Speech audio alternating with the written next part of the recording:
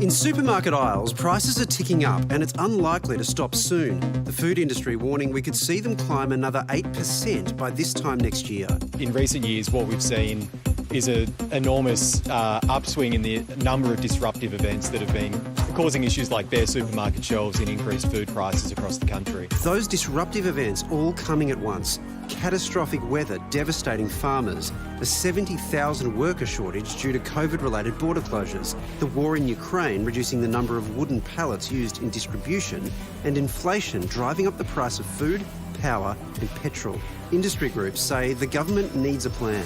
With all the different disruptions, they aren't going anywhere, so they are going to stay around for some years to come. The severe weather events, the labour shortages. Whenever you have an event impacts the supply chain, the end result is rising food prices. Australia is incredibly lucky, growing enough food to feed the country 3 times over. 72% of what we produce is exported overseas, and yet 21% of Aussies suffer from food insecurity, a problem that will only worsen as costs climb. Every Australian is going to be affected by this. Part of the proposal includes a national food map to identify exactly where crop shortages would occur in the event of floods or fires. We need to understand the infrastructure that makes up Australia's food supply chain. They can look at that map and say, these different crops are being harvested at the moment. We've just lost them. They've been wiped out. We're hoping that government will see the severity of this situation and that they will urgently establish a plan with the help of industry as soon as possible. Well, Fiona Simpson is president of the National Farmers Federation. She joins us now. Fiona, can you spell out for us what happens if there isn't a food security plan? What are we looking at? Yeah, absolutely. So what we saw in COVID, if it taught us anything, was that despite us producing more than enough food in Australia for Australians, our supply chains are actually really vulnerable to shocks. So whether they're shocks like COVID, where overnight borders were shut and huge restrictions were put in place, or whether it's weather shocks like floods that cause huge devastation in food growing areas or across supply chain lines like rail or road infrastructure. It means shortages on consumer shelves. It means we can't get the food from the paddock to the plate, can't get the food from the farm to the shelf, and that means that there is a food security issue here in Australia. And without a plan to actually go forward as we move towards, a lower carbon economy, and as we combat some of these challenges that we have, then we could be even facing more of those shocks in the future.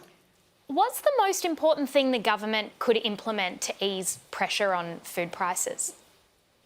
I think, first of all, the government needs a food plan because it's not just one department of government. We know how governments work. Usually the Agriculture Department might do their work and the Roads Department might do their work and the Treasury might do their work. This is a piece of work that actually has to look holistically at where the consumers are in Australia and overseas for that matter, because we actually feed a lot of mouths overseas as well, where the consumers are and how we get that food from the paddock to the consumers' plates. And so it is going to look at, if we were a multinational company, we'd be looking at doing all the eventualities and the planning so that if there is actually a breakdown in one part of that supply chain, then we're able to actually have other things in place to make sure that we can continue to feed people, that we can continue to keep that produce moving.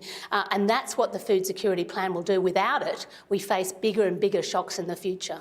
You say we produce enough food to feed ourselves and much of the world, like you just said, but you touched on it earlier, with climate events increasing, how long until that's no longer the case?